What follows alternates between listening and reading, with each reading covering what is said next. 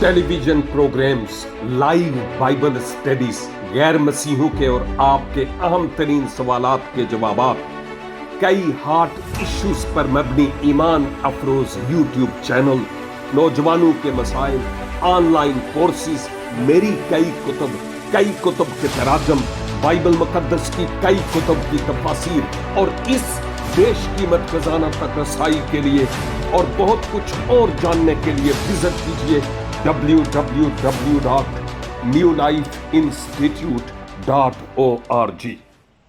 अजीजो, ये जिंदगी बर्फ दे ढेले वांगर जे ते आओ एनू रूहां दी निजात दे लई ते भलियां कम्मां दे लई इस्तेमाल करिए। पिघल ते रही है ते खत्म हो जाएगी ते कादे लई अज असी मैं ते तू करने आ। इस अमानत नू रब दे जलाल ते रब दी मर्जी दे लई इस्तेमाल करने वाले होइए।